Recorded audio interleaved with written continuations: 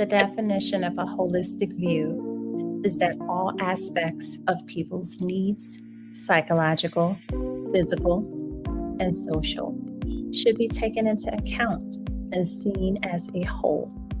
Holistic relationships is leading the charge in sparking real conversations that transcend the ordinary, aiming not only to explore life's intricate facets, but also to inspire positive change and cultivate better approaches to every topic we touch. In the realm of love and relationships, marriage and divorce, parenting struggles and single parenting triumphs, toxic relationships, and the liberating journey out of codependency, our goal is crystal clear. We are architects of change, crafting blueprints for better, more holistic relationships that stand the test of time. This isn't just a show or podcast. It is a movement. Each show is an invitation to recalibrate one's perspective, to rethink conventional norms, and to embark on a journey towards a more fulfilling life. From the nuanced dance of co-parenting to the empowering pursuit of self-confidence, we are here to guide you towards positive transformation, empowerment of self and others, setting goals, building legacies, and collecting fortune with purpose. Holistic relationships is more than a show, it's a philosophy. We navigate the complex terrain of aging gracefully and achieving optimal health and weight loss, shedding light on compatibility in relationships, and imparting wisdom on the art of dating and courtship. Join us as we forge a community committed to positive change, where every conversation is a catalyst for growth, every revelation is a step towards understanding, and every piece of advice is a key to unlocking a more holistic and fulfilling life. Welcome to Holistic Relationships, where the pursuit of better, more meaningful connections begin, and positive change is not just encouraged, but celebrated.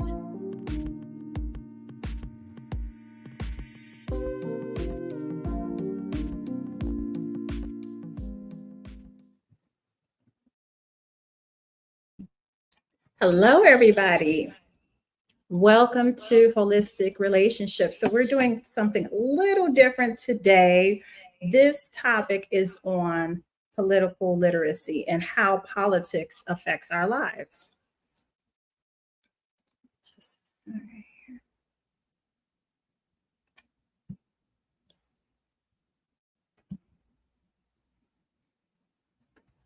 So I have something that I want to share with everybody. And just before I do that, I also want to let everyone know who does not know that I launched my book, The Type 4 Experience. I'm going to pull up some information for you all so you can find it.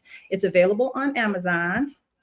It's available as a ebook and a paperback. So we launched this June 19th. Juneteenth is when we launched it.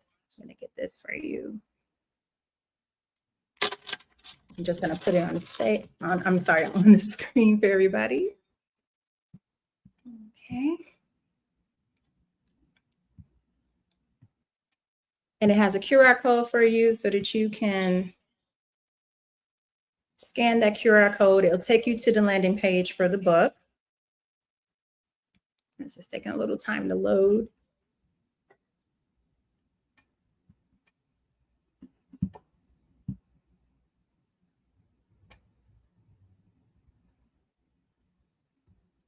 And I'm just going to remove certain things here. Here we go.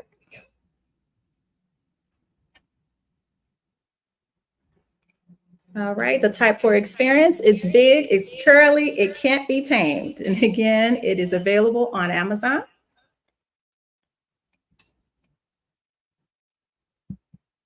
So on the virtual launch, we had a panel of speakers, and we have invited that panel back. It's still an echo.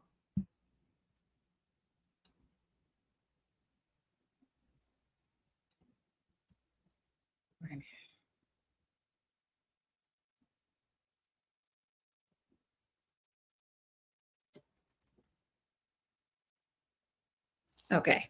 Sorry about that. I heard an echo. Okay, it's gone away. So we had a great panel of people speaking to the book. They're sharing their type 4 experiences. And we have welcomed everybody back for a book signing event, which is next Wednesday, same time at Afro Joe's. If anything changes, we'll let you all know. But for the most part, that is where we are. So we're going to speak more and talk more about the type 4 experience. And the little angle we're going to do this time around is the type 4 experience in dating. So that is going to be so exciting. Very, very, very exciting.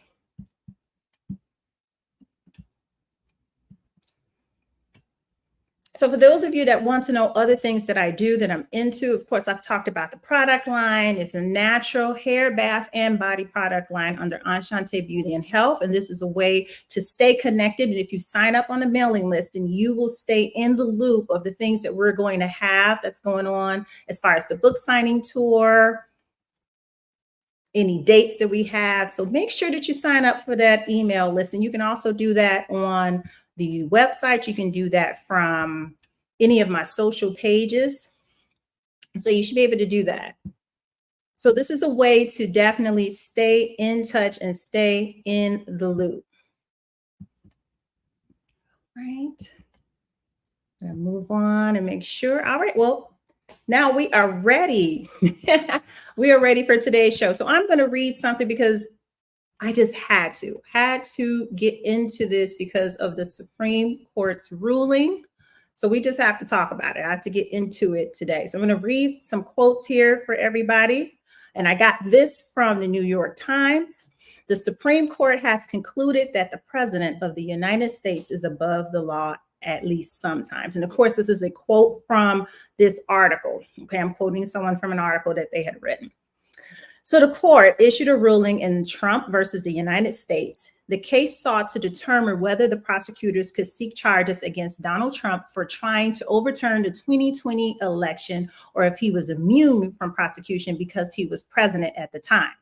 But the Supreme Court's actual decision went beyond Trump. The court ruled that presidents are presumed to be shielded from prosecution for official acts. That includes policy changes, military decisions, and discussions with other administration officials. It doesn't include, for example, private acts taken exclusively as a political candidate. The Supreme Court ruling makes it all but certain that Trump will not stand trial on charges of seeking to overturn the last election before voters decide whether to send him back to the White House in the next election. Okay, so this is also written by a colleague. I want to say it's Alan Feuer. I hope I pronounced that writer's name correctly, or journalist's name correctly, who's covering that case. It does, however, give prosecutors a chance to publicly show their evidence against Trump as they presented in the court for inclusion in the trial. The ruling also could apply to the state charges against Trump in Georgia and New York. Trump already filed a motion yesterday to overturn the conviction against him in New York, citing the Supreme Court. When the Supreme Court first heard the case in April, Justice Neil Gorsuch said, "We're writing a rule for the ages. The court will decide what legal protections apply not just to Trump, but to future presidents as well." Some legal scholars believe the decision goes too far in expanding presidential power. In her dissent, Justice Sonia Sotomayor argued that the ruling will enable presidents to do things that before now might have seemed clearly outside the law. The decision doesn't shield presidents from all consequences. They must still win elections, and Congress can still impeach them. Future rulings could draw clear boundaries around presidential immunity. Still, for now, the Supreme Court has extended sweeping legal protections to presidents that apply to no one else in this country. That's right, ladies and gentlemen, nobody else. The rest of us, nope, we don't get that type of an immunity at all, okay? Let's see here. And what else? I'm going to read a little bit more. Any president, including Donald Trump, will now be free to ignore the law. Oh, this is a quote from President Biden, said in his speech from the White House, as he called the ruling a dangerous precedent. Republicans celebrated the ruling while Democrats worried for the future of American democracy.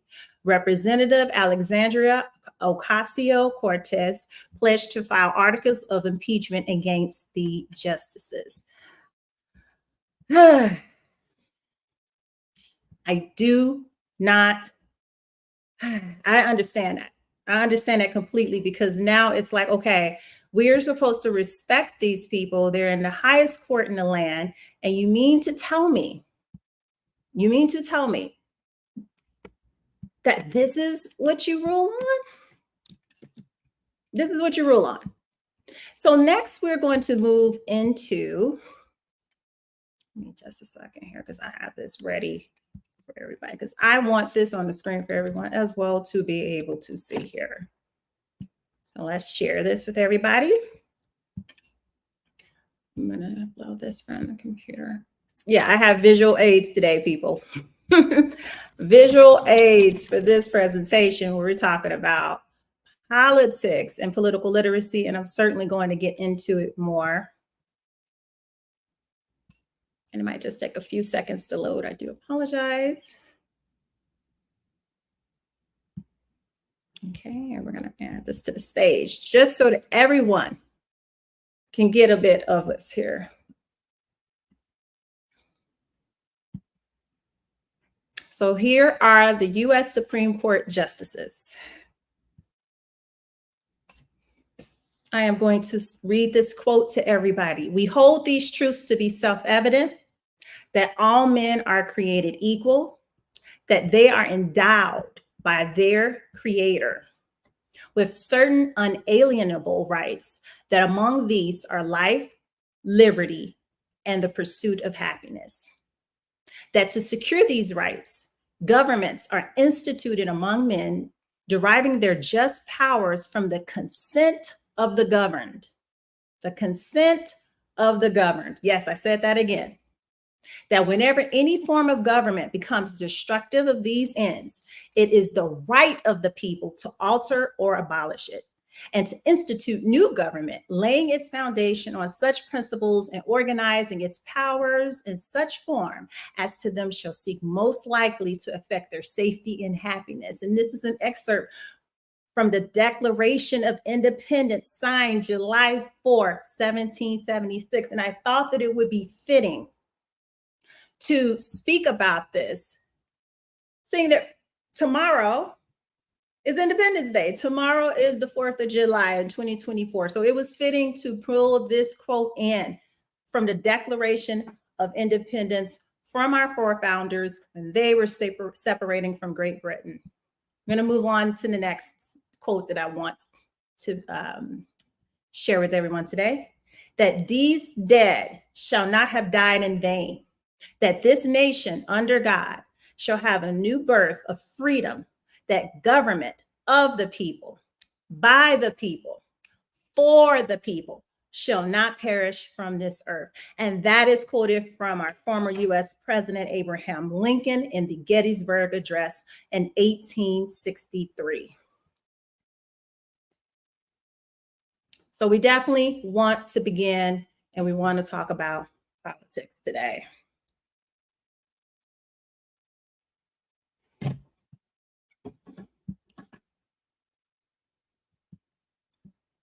All right.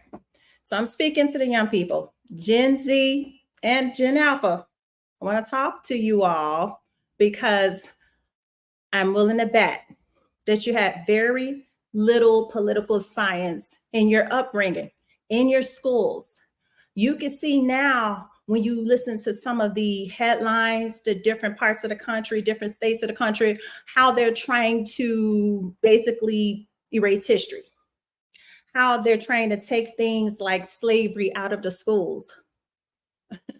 Now, they've already done that with political science already, because they need the common voter to just be illiterate when it comes to that process. And most of us are. And I say us to include myself because I don't know every single moving part, but I do know the basics. And I'm here to share some of those basics with you all and make sure that, hey, at least if you know these basics, then you are able to make an informed decision and you're able to be a great voting citizen in this country. You don't need that much education, but you need a little common sense and better judgment practice with that.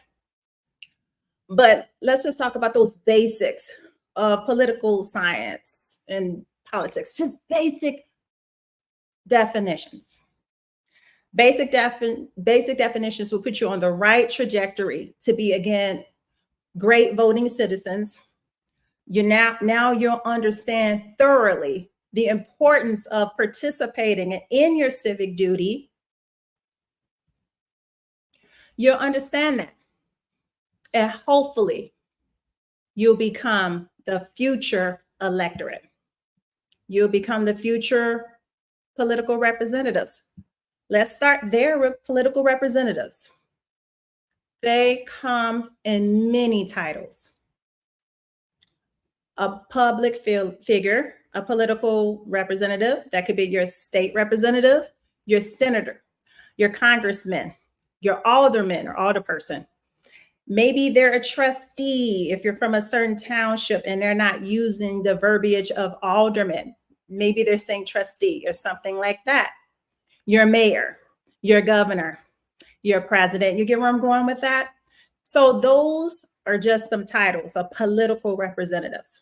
So let's just go over a few more basics, just to know the basics, because I think that's going to be helpful. It helped me. It helped me direct where I need to seek answers from, who I need to go to for certain things. And I can't say that I learned that in my Chicago public school education. I am a product of the CPS system. Yes, I am. But I had to keep going further and to learn more. It wasn't given to me and it wasn't necessarily provided to me. It may have been around the time that Paul Vallis was over the CPS, but I mean, especially in the neighborhood I grew up in, some funding went away for programs that would have been able to teach us a little bit more. So when I went to college, I had to play catch up and keep up because my school didn't have the resources and things to adequately teach me what I would need to know to compete in the world. Again, that's where politics first affected me that I know of, that I was able to recognize, I should say it like that. And I didn't recognize it until I was a full-on adult. I wasn't in grade school or grammar school. And I just identified, oh my God, politics affected me. This is me looking back in hindsight, reflecting on the things that happened to me. And I went, oh my God, now I know what's happening in my life. The second time politics affected my life was as a doctor. When it was time to come back to my community and treat as a naturopathic doctor, open up an office and be able to, the people of that community typically have a state or federal type of government insurance. It's not private, it's government. It's something provided to them because they don't have the money to pay for private insurance, which does not cover my services as a naturopathic doctor. So now there's a whole portion of the population, and it's not their fault that they are poor or don't have a lot of money. It's not their fault. It's no one's fault. We can't help the families and the situations that we are born into. We can't help that. But I'm saying this to say there is a whole nother population of people, a segment, a demographic of people that I can assist unless they come out of their pocket and pay me as a doctor to be able to help them. How much how am I supposed to pay employees, utilities, and overhead that comes along with having a business and a practice on, say, for instance, on the south side of Chicago, when I'm not even able to make or earn enough in revenue if I have to take everyone's medical cards or different managed care plans that is a Medicaid program or under, and then if that's my only option, there are two things with that. Let's say I was in network or something like that. At least we will be able to touch different populations of people, a different demographic of people, even if we're getting paid a little bit or a fraction of it, if we were to get the private insurance. It's something. And it provides that demographic of people access to this type of care that people with money and private insurance are able to utilize. Now, on the side of not being covered or not being in a network, not being inside of the Medicare Act or Medicaid Act as a provider to be able to cover that, the only way a person can see me is if they pay it out of pocket. And what are they going to do? Are they going to choose between groceries or me? Oh, no, they're just going to deal with that chronic pain or go down for conventional, traditional routes of pain management that we know already affects millions of people, and the numbers are just going up, and that problem is just rising and rising and rising. And that's just an example, one example. And that became something in my adult life that was affecting me as a doctor and my ability to provide patient care.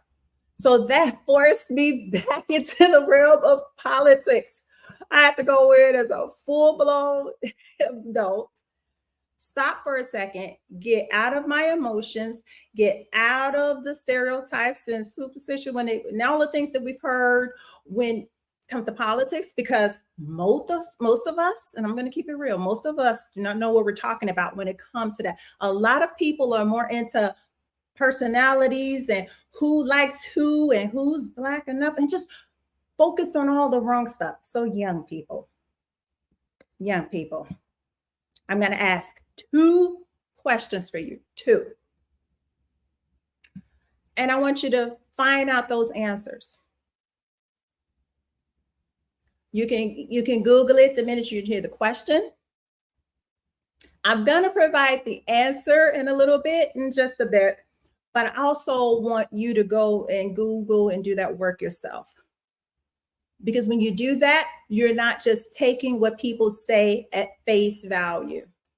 Now, if you don't want to get on Google, you can do the traditional route, go to the, traditional routes, go to the dictionary, or you could go to the library or something, So I'm going to ask you, how many branches of government is there?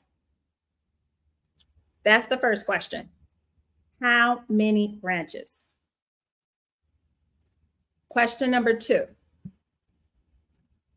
How many levels of government is there?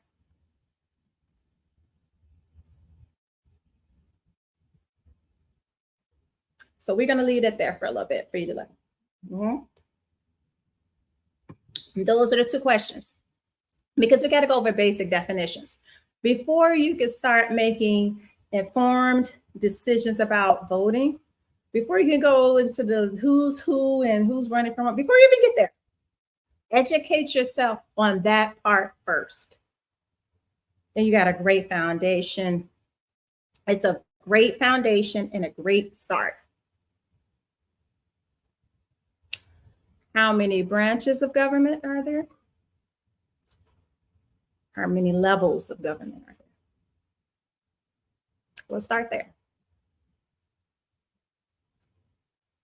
Okay. Again, this is going to help you on that journey of learning a little bit more about politics. It's one of those topics that people like to shy away from, like religion.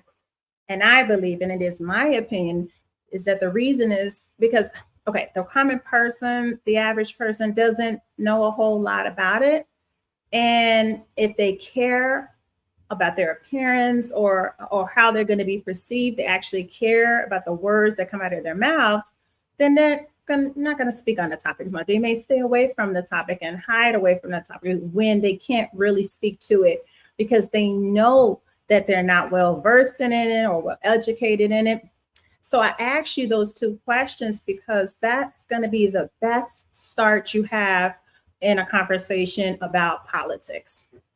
Let that be the foundation, the root. Let that be how you get ready to address just about anything, because it's all about knowing your lane and knowing what you're supposed to do and when. That's what it's all about. Yes. How many branches of government do we have in the United States? How many levels of government do we have? And then spend maybe a couple of minutes thus far. It's been a few minutes. Some of you have toggled and Googled the answer. Maybe not. Maybe just waiting on me to tell you. But to answer that question, we have three branches of government. That is a part of our democratic process. The democratic process is not to be confused with the Democratic Party.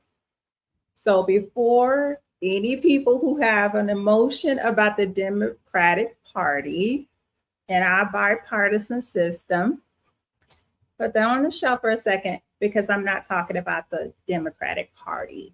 I am talking about the democratic process, which is also defined as the democracy, okay? Three branches of government. Legislative branch, executive branch, judicial branch. Those are the three. So let's start there. Start there and educating yourself on those three branches of government. Don't focus on the fact that political science was taken out of most of our educations. The most that they do is make sure you know the Constitution so you can get out of 8th grade, even if they're still doing that anymore. You know, we used to have those Saturday morning cartoons. Remember that, the one about the bill?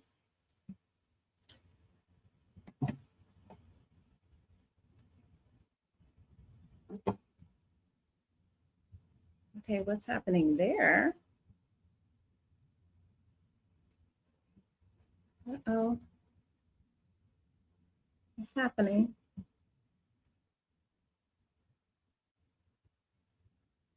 Let's see, me moving. Got a little bit of a...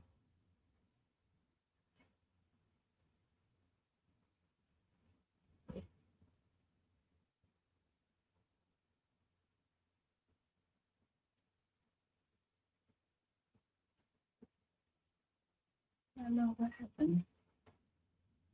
What's going on?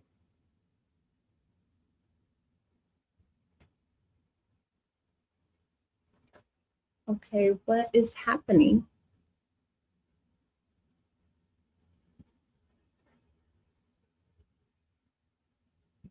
Okay.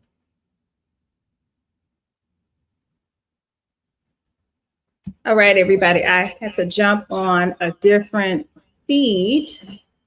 Let me just make sure that I'm still live. I'm not sure what happened here.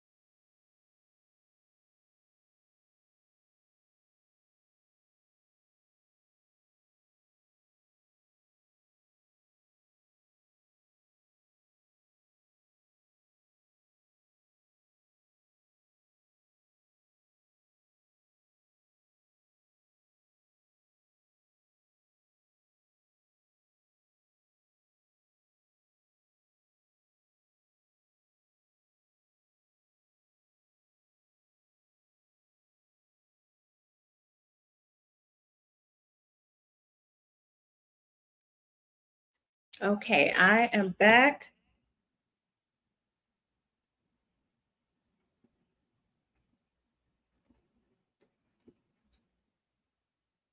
Sorry about that. Not sure what happened there. Sorry, everybody. Let's go backwards a little bit.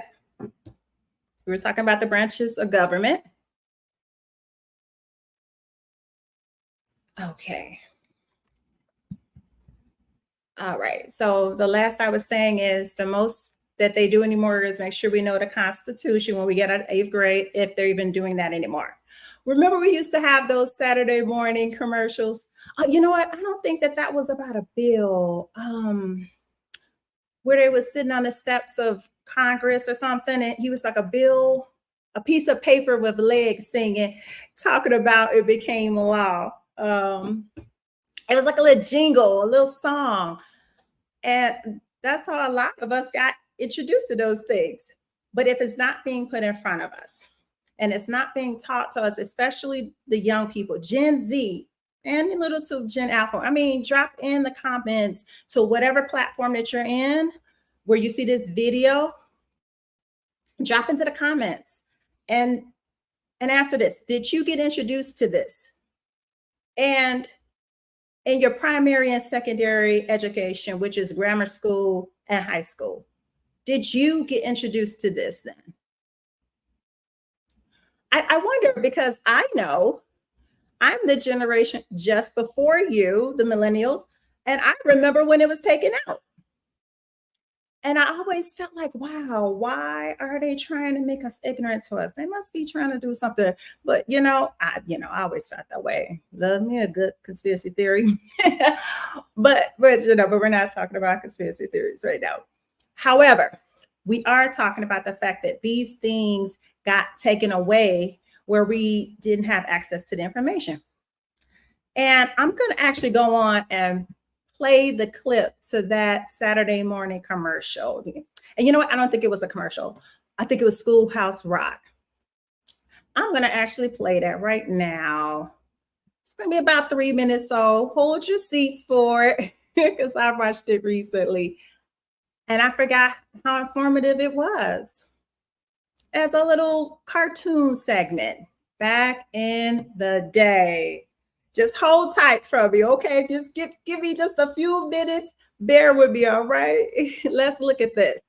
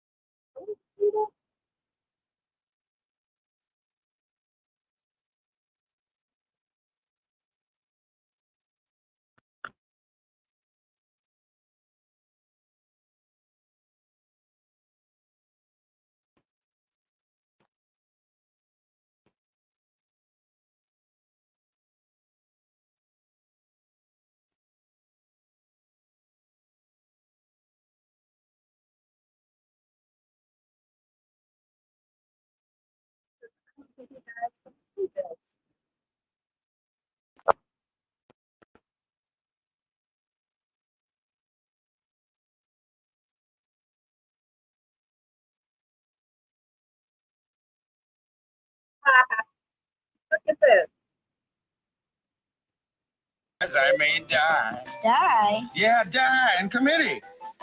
Oh, but it looks like I'm going to live. Now I go to the House of Representatives and they vote on me. If they vote yes, what happens? Then I go to the Senate and the whole thing starts all over again. Oh, no. Oh, yes. I'm just a bill. Yes, I'm only a bill. And if they vote for me on Capitol Hill, well, then I'm off to the White House where I'll wait in a line with a lot of other bills for the president to sign. And if he signs me, then I'll be alone. How I hope and pray that he will. But today I am still just a bill. You mean even if the whole Congress says you should be a law, the president can still say no? Yes, that's called a veto. If the president vetoes me, I have to go back to Congress and they vote on me again, and by that time you're so By old. that time, it's very unlikely that you become a law. It's not easy to become a law, is it? No, but how I hope and pray that I will. But today I am still just a bill. He signed your bill. Now you're a law. Oh, yes.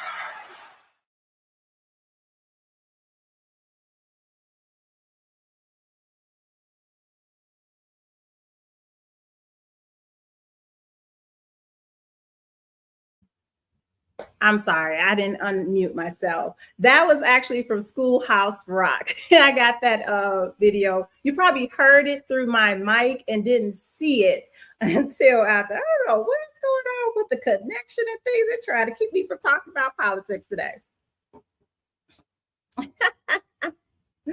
Oh, this is great. Wow, this is great. Okay, make sure I'm still.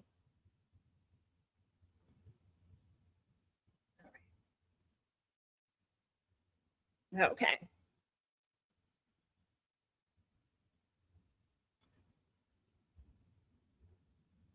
All right. Okay, so I got that out of the way. I just wanted to make sure that I was where I was supposed to be. Goodness. I forgot how informative that was as a little cartoon segment that was back in the day. All right. Oh my God, I can't believe how this stuff isn't working. Wow. But we still gonna have a good broadcast. It's okay. I had a lot that I had ready. Okay. Okay. We're gonna open this one here. Okay. That was something though. I can't believe how I was so small when this was first introduced to me, that video. I've had my son watch that video. When I found it again and I was preparing it for today's show, I introduced him to it. My son is 7 and I want him to know this right now. That's important to know this. And sometimes in the delivery of music and animation, we can really get messages across. So this is when it was first introduced. Let me tell you that next time I had to learn the process of this little jingle, this 3-minute jingle from Schoolhouse Rock. I had to learn this through my other hat that I wear. I am the president and CEO of NCNM University, formerly known as the National College of Naturopathic Medicine. Now, after the pandemic, we did a little bit of rebranding. We're introducing ourselves to the world as a university with the addition of more academic programs in the catalog. Traditionally, it was just a school, one program of study, and that was just naturopathic medicine. Now, we are still naturopathic medicine, but now we have other programs of study that's included in the catalog. But additionally to my role as the president of the institution, I'm also the president of the American Naturopathic Association. And through my service through the ANA, the association, is when I got introduced to bills again. Full-on adult now. And that is through the renewal of the Naturopathic Practice Act in the state of Illinois. By chance, I was in position when our license was coming up for sunset. Now, if you're a licensed professional in the state of Illinois, And of course, this can extrapolate to other states, but because I'm a resident of Illinois, I've only done my dealings in Illinois, and that is the capacity to which I'm speaking, my experience here in the state of Illinois. And again, this could be similar to other places. You could listen to my story and go, oh yeah, that's similar here, that's similar there. But my experience is here with the state of Illinois and the Illinois General Assembly. So in my tenure, the time that I've been here thus far, our license, the license for our profession, naturopathic medicine, was approaching its sunset. Now, this isn't specific to just naturopaths. This is for every licensed profession in the state of Illinois, even for pharmacy, for my pharmacy license that I still hold as well. Every licensed profession undergoes this, and it's just a process within that profession. The general public, you may or may not know the inner dealings of this unless you have a whole licenses to which will be renewed again by the state, by the Department of Financial and Professional Regulation. I was around back when it was just the Department of Professional Regulations. When that change happened in the middle of me being a licensed professional, it changing to the department, to the Illinois Department of Financial and Professional Regulation. So here we are, this profession I'm in that I love, in addition to pharmacy, because I haven't lost any love for the pharmacy profession. In fact, I teach continuing health education seminars and other elective courses throughout the program for doctors of naturopathy, introducing them to basic pharmacology and how they can apply it in complementary medicine. So I don't ever, on my position here in naturopathy and how I advocate for naturopathy, means that I've abandoned my first medical discipline. So no, that's not that anyone asked, but just to clear it up, just in case anyone was wondering. So every licensed profession has to approach its sunset. And here I am, bright-eyed, bushy-tailed, just taking over an institution that wasn't doing very well, not in student abiding, recruitment. It was actually on a decline. Licenses was on a decline. So we didn't present well. When I first got here, we didn't present well. And here it is now, our license is coming up for renewal in the state of Illinois. And the department had to make the determination, are we going to continue to give you this license? That was the very first piece of legislation that I was directly involved in, the renewal of our Practice Act, the Naturopathic Practice Act of the state of Illinois. And everything that was in that little jingle, that little video we just saw, was everything that I had to go through. Traveling back and forth to Springfield, approaching it, because we were kind of in that post-COVID era in some parts of when it was happening. It wasn't COVID, but we weren't out of the works yet. A lot of this, I was fortunate in that sense, because a lot of those committee meetings that I had to show up to, I had to show up to those, because keep in mind, I'm the president of the American Naturopathic Association, and by the Practice Act, that is the person who's talking to the state about their profession. So luckily, I was able to show up by Zoom because they were conducting these things via Zoom. So that was something I was like, oh my God, I didn't have to, because as a single mom, I may find a childcare, and I thank God for my mother who steps in and helps me there. Sometimes I have to move around, and I had to get to Springfield a lot. And this was also during a time when I had just buried my father.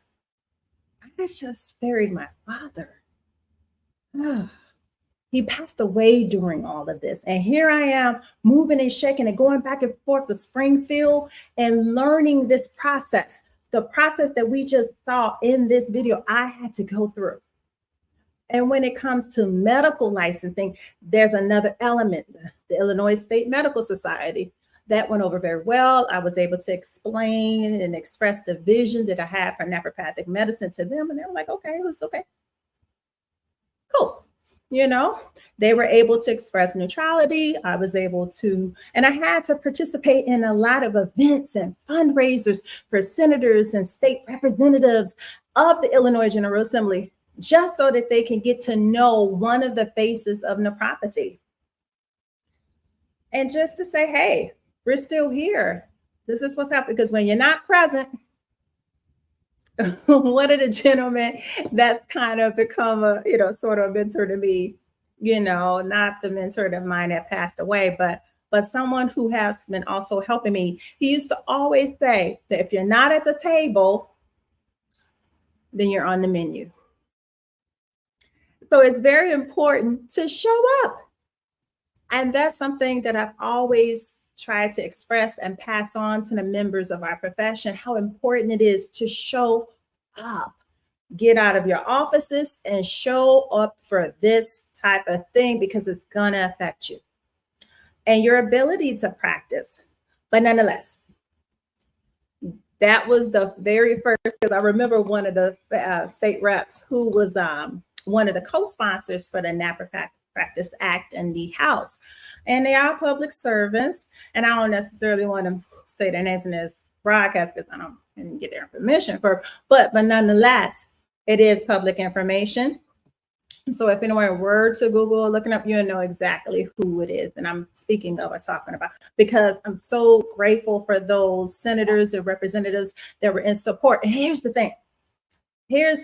Even with the short amount of time that I had to get to know as many members of the Illinois General Assembly as I could, one of the things that I was just so grateful and appreciative of is that our sponsors, both our sponsors in the Senate, because again, that piece of paper is just an idea at first, and then someone has to make it a bill.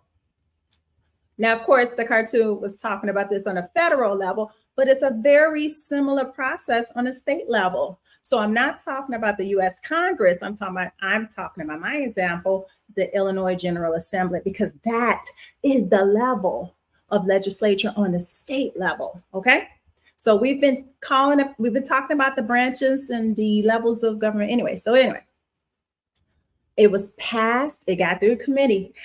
And when you think you're done, when you think, no, you're not done. You're not done. There's still more you have to do, because now we have committees on both sides, committees on the House side, committees on the Senate side. And then once it gets out of committee, it doesn't die in committee. Once it gets out of committee, it still has to go to the chambers, each side to be voted upon. And you need majority vote on both sides. We were so fortunate, and this is why I always say naturopathic medicine has a guardian angel, and that's why I always express gratitude, because with very little, I don't want to say participation, but because it's been so many years, and there's always a new General Assembly, a new electorate of people coming in, they may not have been well informed about us. And I didn't have a whole lot of time to introduce everybody to it. But guess what?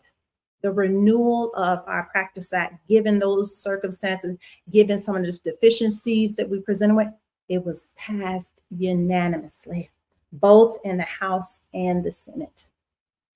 We made history again in 2022. Just as it did when the license was first lobbied for back in the early 90s. No problems. Naturopathic Practice Act, State of Illinois. And then it went on to the governor, Governor Pritzker. It went on to him, who signed it in May of 2022 to go into effect January 1, 2023. We are well into this new Practice Act, okay? A year and a half, where I was able to help add some things to the Practice Act to align with the new way of naturopathic education, to be able to have inside of the Practice Act that scope things that the new generation of naturopaths will be learning, to be able to have the ability and autonomy to practice once they get licensed, like not to lose anything that we had in the original, but to make it better, to add to it.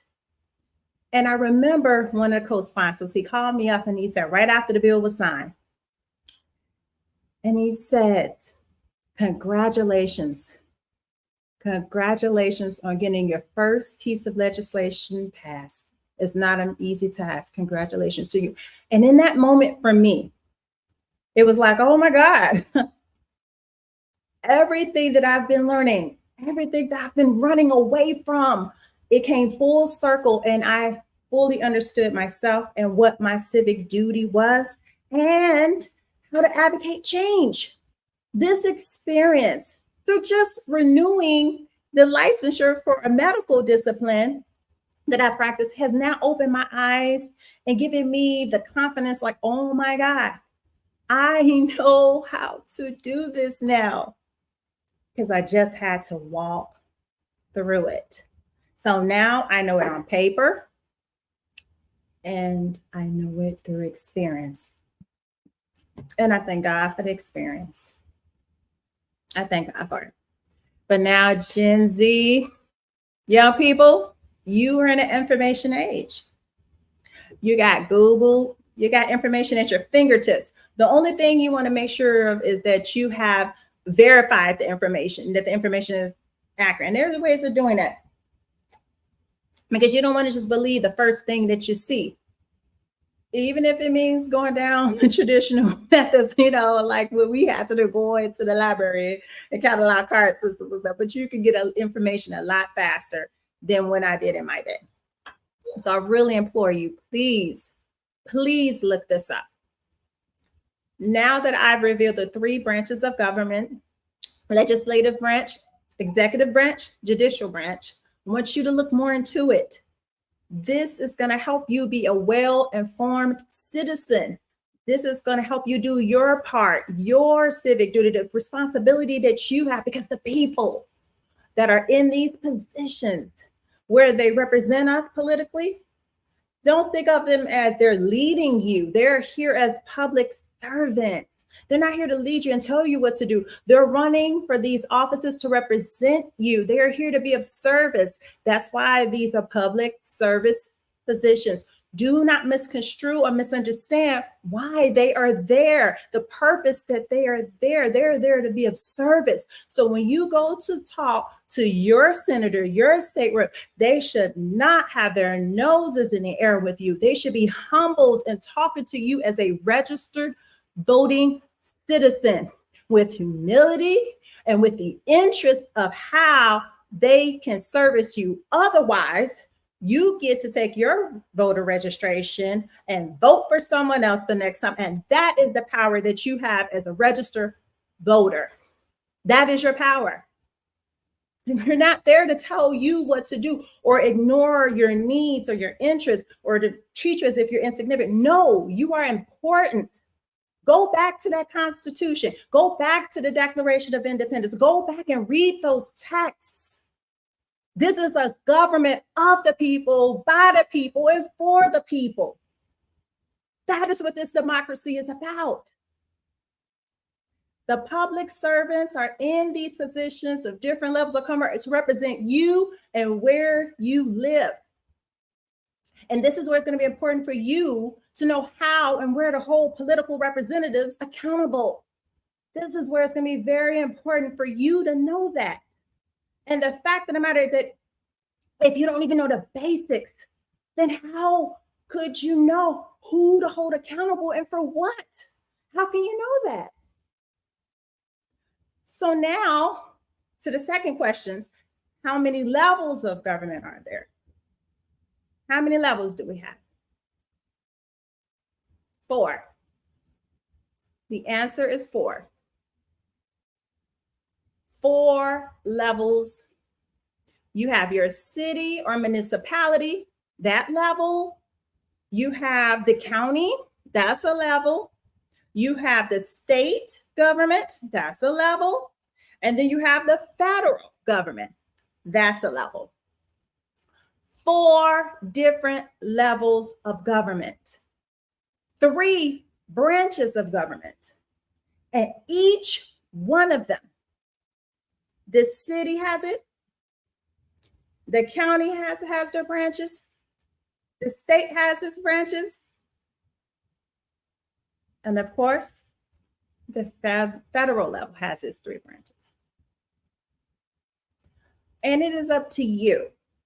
From the moment you turn 18 and you have the ability to vote, it is up to you, based on where you live to find out who are the people representing and speaking for you. Get on their newsletters, follow them on their social pages, see what they're doing. Check out what committees that they're on as they're serving in those positions. How are they voting for certain things? If something is going to affect you, especially in that legislative branch, see, everybody likes to put a lot of focus on that executive branch, as if the executive branch makes laws. And that's why those basics are important, people, because you could always go back to the basics. When you start from the basics of the information, knowing who to hold accountable for what, knowing whose job is what, that is how you empower yourself. Knowledge is power. Empower yourselves to know who are you supposed to be even talking to? Who are you supposed to be focused on before you get into personalities, before you get into some of the ignorant things that people say, before you get into these confirmation biased like videos that they're out here and they're just clips of people saying things and you never really see the whole video. So you don't really know you've been manipulated to feel a certain way about a person based off of a clip or something. So again, I'm just here to ask, just to do this for yourselves, because it's going to affect your life. It's going to affect your livelihood. It affects you. And even though it's something we all thought was boring, because even I thought it was boring, I kept trying to move away from it. I used to think politics, oh, I don't even want to deal with that, until it started affecting my life where I was able to identify it. See, most of us cannot equate our vote to how we put food on the table. And because we cannot see that connection, it's not readily identifiable to you, how that connects to your ability to live and take care of you and your families and things like that. You don't think it's important. It's easy to think it's not important. It's easy to think that your vote don't matter. And I'm going to talk to you guys in another holistic relationship show about indigenous politics. We're going to have a conversation about that because I want you all to know this and equip you with this, because you are the future Gen Z and then of course Gen Alpha as you're coming up. But unfortunately, a lot of things are being taken away from you, rights that your grandparents and great parents had that you don't have today. And it's heartbreaking for you, because you all have a ways to go in living in your life. And even us as millennials, because our lives really just got started. So much have been taken away from us. And it breaks my heart to see this and to know this, because I want you all to know these things. Empower yourselves to have these type of conversations by first really in depth understanding these two questions that I've asked of you today. And you take it further. Take it further. Who are the executives? For the executive branches of every level of government, who are the executives? The executives are the president. Your county may have a president if they give them that type of, maybe they give them another title depending on which state you're in. But for Cook County, there is a president. Second largest county in the United States. Right. Yeah. The reason I'm saying it is because with New York having all those boroughs, I mean, I guess if everything were together, they would be considered a county and we would be the third. But Los Angeles County is the largest county of the United States. And then Cook County comes second to that from the last time that I checked. But we have a Cook County board president. Do you know who that is? For those of you that live and reside in Cook County, do you know who that is? Gen Z, millennials, Gen Z. If you live in the state of Illinois, do you know who the executive is? That would be the governor. For those of you who live in the state of Illinois, Cook County, city of Chicago, who's the executive? That is Brandon Johnson. The executives are the mayors, the governors, and the presidents. And right now, that is President Joe Biden when you're looking at the federal level of government, who's the executive in the executive branch. So that is how you need to approach politics, by first compartmentalizing who's where and understanding what their jobs are and what their roles are. So what does the democratic process, what does the document say that each branch of government is supposed to be doing? What does the executive branch do? I'm gonna get into that a little bit here, but I want to pose the question and impress upon you to think about this. And when you know what the executive branch is supposed to be doing, because in laws it's in text, because when you know it, now you're clear. You're clear about what your expectations should be of those political representatives, those public servants who are seeking those offices to represent you no matter where you live. Then you have the legislative branch. Now this one here, it slides under the radar, all right, I'm gonna come back to legislative branch, but I want to talk about the judicial branch, which are the courts. That's the court system. That's something, oh my God, that one, see, because even I haven't really gotten it down back, I want to get a little diagram together for that to be more informative about those judges and the court systems and how that process works. I'm not well versed in that either, and I'm a little ashamed about that, that I didn't take more time to learn about that, because they really do impact your life. A judge and standing before a judge, yes. They really impact you. So we're going to get into, yeah, that one's a big one. We got to get. I can even give you a real-time example to connect to the importance of the judicial system and the judges and knowing it. So our 45th president, who's rerunning as we speak against the 46th president, Joe Biden. So number 45 is rerunning. But before his first term ended, number 45 appointed some judges to the Supreme Court. All right. That is the highest court in the land. Okay. Determining the law of the land. Now, of course, or interpreting the law, I should say. I will be having more talks, about this in different ways and how the states have their own court systems. But when it comes to federal law, we have witnessed this in our lives. And this is why this is very, very important. Number 45 appointed some people. And then not immediately, you didn't see effect of his appointments until after he was gone. This is what you saw.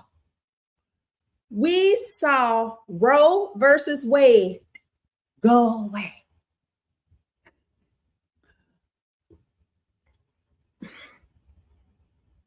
That wasn't on account of number 46, President Joe Biden. No. Number 45 put those people there. We saw affirmative action go away. Okay? And particularly somebody voting in favor of it for somebody who utilized it. And then after climbing the ladder and utilizing that particular privilege, if we want to call it that, and then pulled the ladder up around, so it's not even available to people, the generations after him. But we got to put it in front of you. You need to be able to now connect the dots here. And why it's so important. I've always told people it's more than just the presidential election every 4 years. But the presidential one is still very important because that person is appointing Supreme Court justices. Who did Biden pick? Do you remember her? Do you remember that lady? Her name is Judge Ketanji Brown Jackson. And remember, she had to go through just to get there and was more than qualified for the job. So, okay, back to number 45. Who did he appoint? Neil Gorsuch, Brett Kavanaugh, Amy Coney Barrett, I think that was her name. Those three were appointed by him. And came with scandals and all kinds of things and media of their own. And we don't have enough time in this particular show to get into those atrocities. I do not have time to get into how atrocious some of them showed up. And I definitely don't have time to go into some of the politics of the situation and the things that were done. in order to shape how laws are going to affect every one of us in this country. Now, I think I have some mixed feelings about the affirmative action one, because I do believe for Black people, for the minorities, the Black and brown people, Black and brown people in this country, I think that you should go wherever you want it. That you shouldn't try so hard to go where you're not wanted. Because this was as it relates to college admissions. So here it is. I think that if you're Black or brown, go where you want it. Why are you trying to go to places just because they have this status or this prestige? You can get a good education at other places. Anywhere you go to make it in this land, you can. Go where you want it. Don't go somewhere where they're going to be looking down on you, or you're going to have to experience prejudice. This is one of the things that I feel, and this is my opinion, with the civil rights leaders wanting to push integration so much, that really building our own and having our own, that should have been the agenda and the way to go. I do understand what they were doing or why they were fighting against it. But when we have the capacity to build our own and get our own businesses, as witnessed by Black Wall Street, okay? And then this is why historically Black colleges and universities exist. Go where you're wanted. Spend your money where you're wanted, because that's what's ultimately was going to make rules. The dollar bill. It's not about you going off and yapping and marching and all this stuff. No. You're voting with your dollar, okay?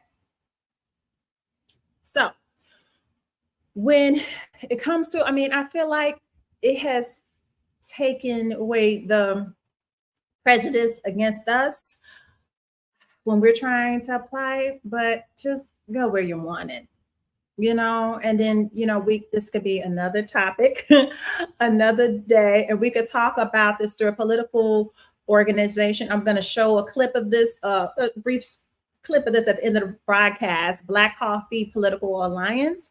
But I do want to show the clip for Taraji P. Henderson from the BET Awards. It's just a little minute. It's not as long as the bill, but I do want to be able to show this one just to illustrate how you have to be focused on the legislative body. All right, the passion. And I'm not trying to scare people either. If I'm starting to get loud and my voice levels go, because I'm very passionate about this. Right is right and wrong is wrong here. And yes, this is about playing chess and not checkers. Stop getting into the personalities and everything. Start thinking long term. How is this going to affect us 3 to 4 to 5 moves down the road? Not just right now, but 3 to 4 to 5 to 6 to 7 to 8 moves down. How does this affect us? Are we paying attention to this? I have another little clip that I'm going to show you all, because I think this is another minute and a half of this political analyst. I think he's a historian or something like that. Because everybody's talking about Biden's age, and I'm going to play this clip really quick, and then I'm going to come back and comment about that presidential debate, and then I'm going to play this clip and come back. All of these pundits and pollsters and analysts that you see on all the cable channels and all the networks have no track record in predicting elections, and yet they come on and they claim they know how this debate is going to affect the outcome of elections. They have no idea. It's sports talk radio. It may be entertaining, but it has no scientific basis. So what is the impact, you think? Zero. Debates are not predictive of outcomes. Hillary Clinton won all 3 debates, still lost. John Kerry won all the debates, still lost. Barack Obama got trounced, 72 to 20% in the poll, worse than Biden, and went on to win. That's why we rely on the 13 keys which tap into the structure of how elections really work. And they show that Democrats' really only chance to win, contrary to everything you've heard, is with Biden running. Look at the incumbency key. Biden checks that off. The contest key, he checks that off. He was uncontested. It takes 6 keys to count out the White House party. But you know, that means Alan, of the remaining 11 keys, 6 would have to fall. Let me finish. yeah. Biden doesn't run. They lose the contest key. They lose the incumbency, and only 4 more keys would have to fall. I think that that's actually kind of what I was trying to get at here, is that the problem right now is that the Democratic Party is considering replacing Biden, mostly because it's unclear whether or not he actually physically can carry out the rest of this campaign and put up a fight against his opponent. So that seems like a fundamentally different thing than some of the items that you have in your rubric. It's a huge mistake. They're not doctors. They don't know whether Biden is physically capable of carrying out a second term or not. Remember, a lot of folks were saying the same thing about Ronald Reagan, who was, 73, and age was very different then. And they said, he's not capable of carrying out another term. He won 49 states. So this is all foolhardy nonsense. The same pundits and pollsters who led us down the primrose path in 2016 are giving the Democrats horrible advice. This proves what I've been saying for years. Republicans have no principles. Democrats have no spine. Republicans are sticking with a blatant liar who lied for every 1 minute and 20 seconds of that debate. Donald Trump put out a lie. And by the way, lies stick. Debate performances can be overcome. And now the first sign of adversity, the spineless Democrats want to throw under the bus their own incumbent president. My goodness. Okay, wow. I forgot that he said that. I mean, I can't say that. Whew. All right. So I didn't have a whole lot of time before the show to check everything here, but it looks like he's going to still run, that maybe they're not going to move him, because I really hope that they didn't do that, remove Biden. Leave your incumbent in there. So what? And who are we, again, and I agree with this guy, who are we to determine what someone's capacity is? First of all, the guy had a cold for the debate. Debates mean nothing. And I watched that debate objectively. And here's the thing. I remember Trump's first term. I remember number 45's first term. I remember the Proud Boys statement because I was looking and watching. I remember January 6th and what happened there, and how conveniently everybody wants to forget that when others do something. But if you were Black and brown doing that,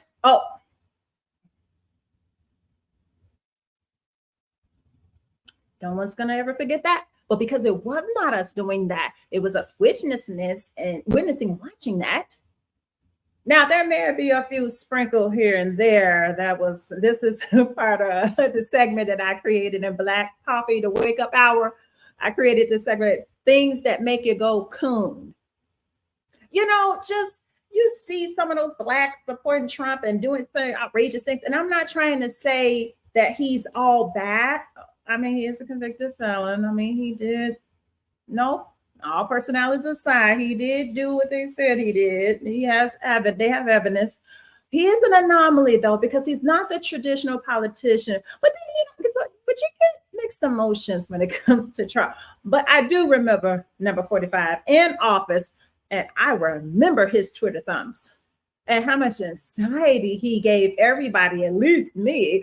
That's why they took his little Twitter account. I'm wondering why Elon Musk goes by Twitter. And now he's saying he wants to give freedom of speech back. You know what? I'm not going to get into that. I'm not going to get into them because they're saying he claimed in that interview with Don Lemon that he just want to give everybody their constitutional right of freedom of speech back. Yeah, okay.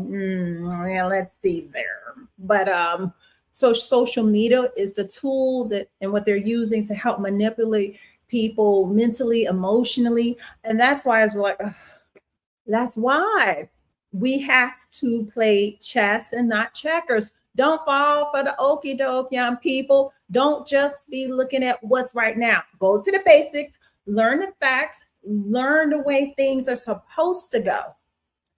Learn how they are supposed to go. And then you'll be able to have an educated and informed eye and ears. And then you can go back and listen and see and witness the things that are going on right now. And then you'll be able to go, let's see what they're trying to do here. When I watched that debate, Trump is good because he's been an entertainer. I remember that show, that You're Fired show. What was it? It was The Apprentice, I think it was called. He used a lot of third grade level words in his communications, and that's why he's able to reach most people in the population. And I'm not saying this to insult or offend anyone.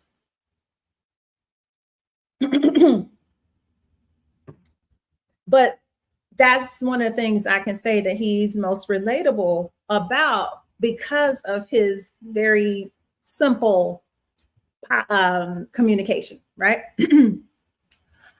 I am just saying what I was able to observe, right? And he used very simple words that most people should be able to understand. And when you have a following like his, that's not looking for facts, they're just listening to what he says because of their bias, because of the emotional attachment that they have to him. That's the reason that with most of this. So again, I'm just saying, he lies. He's been caught in lies. I followed number 45 on Twitter, listened to everything, saw everything. And even if a tweet got deleted, I would screenshot them sometime, and other people were screenshotting his tweets and retweeted it. And then you go back a few minutes later on his page and it was deleted. You know, he lies. And he kept saying that war in Ukraine would have never happened if he was, you know what? He never answered the question about the attacks on January 6th. Never once answered that question, not directly, because he doesn't want to piss off the base that actually did that stuff. He doesn't want to piss them off. He's treading very lightly because he needs them to show up to those polls and vote for him. And those of you that was all in the Trump bandwagon, you need to be paying attention to that. Because everyone who has listened to him or they've been associated to him, they've either gone to jail or died. It's those that didn't want to believe about the COVID and they were passing away. He wanted to say that nobody died during COVID when he was in office. What are you talking about? What? He really believes himself. And they're really banking on you not remembering. So remember, people, remember. Go back to your social media feeds and look it up again. If it hasn't been deleted, hopefully it hasn't been deleted. But again, when I think about the debate, I don't think about it if there was a winner or loser. I look at it as CNN presented it the way they wanted us to see it. And if you just look at the facts, and think of what actually happened along the way, the truth, not any magic tricks or dancing around the topics. Biden answered the questions and he answered them accurately. That's the truth of the matter. We already know Trump lies. We've caught him in several. What is that saying about leopard stripes not changing? Come on, people.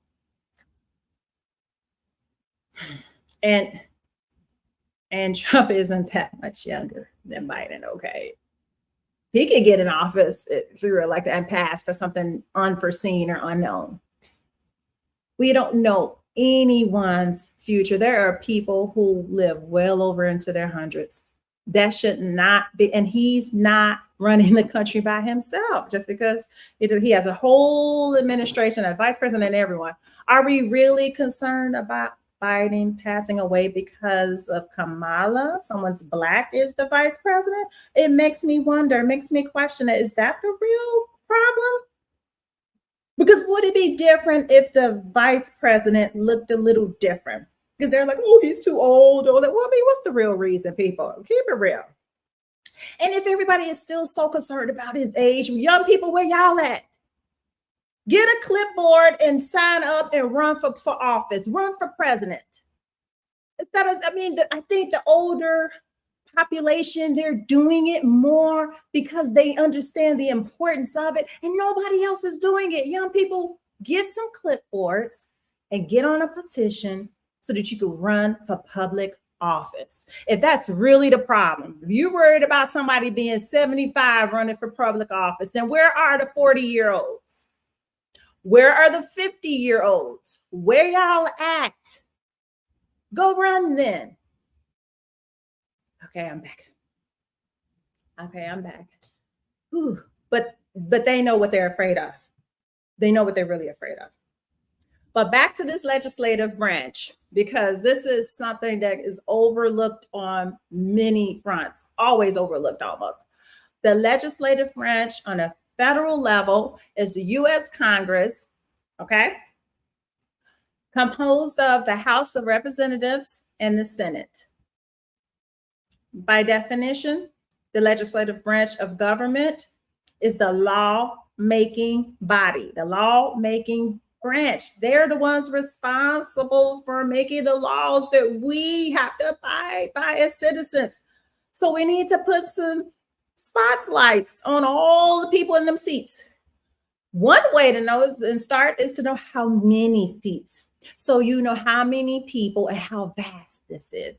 Stop looking to the executives like the presidents and the governors and the mayors and blaming them about everything and laws, because their job is usually to sign it into law and execute it. But who's putting it in front of them? How are the documents getting on your desk? Where did it come from before the president signed it or vetoed it? Before they got there, where did it come from? That is what we need to come on. That's what I'm trying to get everybody to see. Don't fall for the okie doke. That legislative branch, they are sliding under the radar here. They're making a lot of decisions, doing a lot of stuff, but you are not able to readily see them. You haven't connected the fact that you can't make certain moves or do certain things because of the things that they have placed into these documents and voted upon. They are the ones. So we need to be put in focus on that. So for those of you who live in the state of Illinois, that would be the Illinois General Assembly. They are the law-making body, the legislative branch for the state of Illinois. What is that composed of? Very similar to that of the federal level. Being the state level of government, it's very similar. There's a House of Representatives and a Senate. You have a state rep and you have senators. Now, as far as how many of each, it goes a little deeper than that. But just know, there's a whole lot more people, I know I didn't say that right, responsible for your circumstances. And you need to know who they are based on where you live. You need to know so that if there are certain social things that are important to you, that state rep, that senator, they need to know that you are aware of what their job is.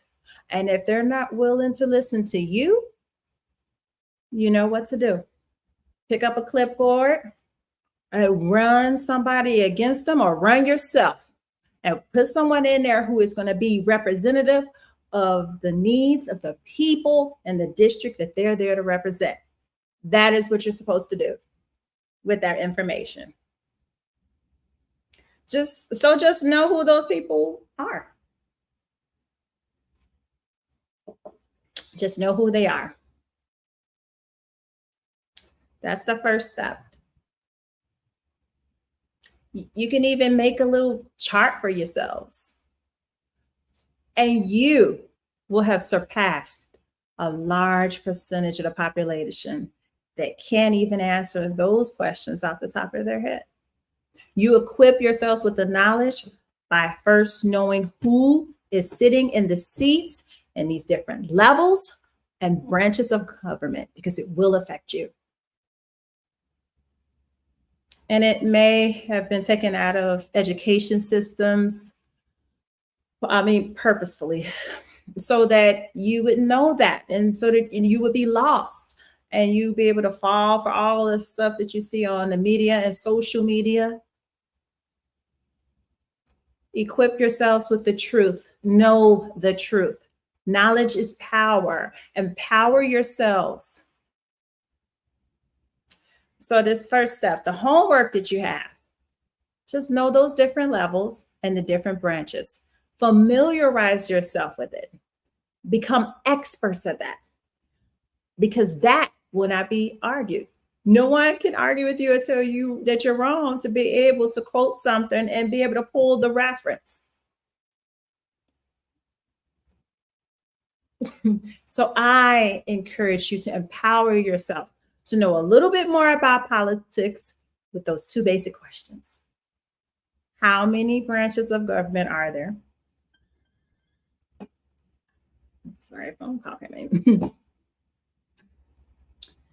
You know, the names, who they are, where they represent, who is composed of those, and inside of that, what are they doing?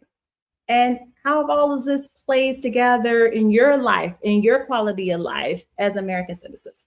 That is what I want the young people to think about while we're in such a heightened election season. Educate yourselves about that by first knowing those things. And it's a very simplified way of doing the two questions I've asked of you today. Start with your home address. Find out who represents you based on your home address.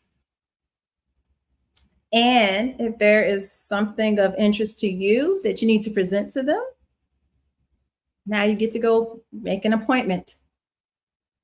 And then we can go a bit further and trying to figure out what kind of committees that they're on and what they're voting yes and no to, especially in the legislative branch. You need to know what they support. You want to need to know what they're about, because it'll tell you right there if they're really for you or they have another agenda. That is what I would do first. That is the first step.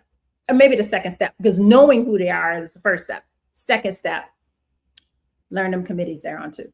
This can go on and on and on, but I'm going to cut it right here for this relationship, holistic relationship topic. The life of politics, politics in your life. This is just a beginning conversation. So many different opinions about it. But the best way that you can equip yourselves to be a well-informed, registered voting citizen is to know these definitions, know these basics, know these facts, not opinions. Know how things are supposed to go first. You know, there's a thing in medicine where when we're learning about diseases, in order to address an ailment or disorder, we need to know what normal function is. What is the normal physiology? What does that consist of before we can look into the pathophysiology of it when something goes wrong as far as how to fix it? Yes, there's a lot of corruption in government. Yes, there is.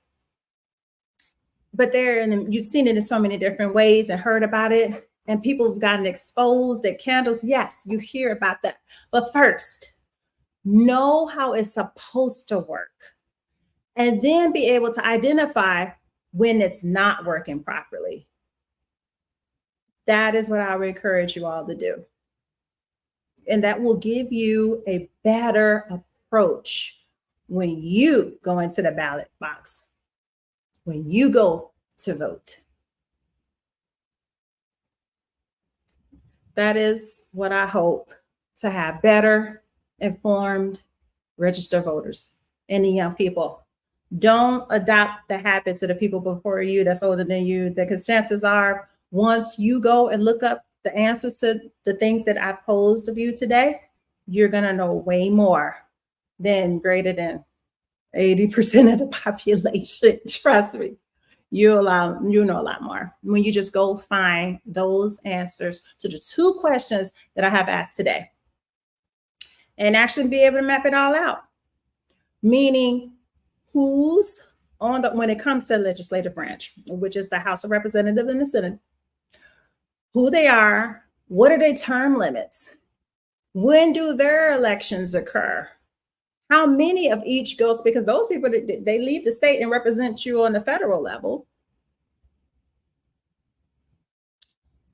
When it comes to your neighborhood, those of you who live in the city of Chicago, What is the legislative branch? Who makes the laws here in the city of Chicago? That would be the city council. The aldermen and women that make up the city council is 50 of them, 50 wards, 50 people to hold accountable.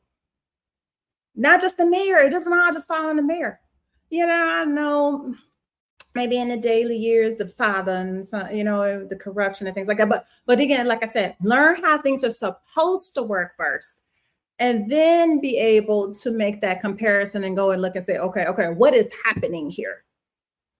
Then you're able to now make well-informed, educated decisions and have more of an objective approach and a less emotional approach to politics.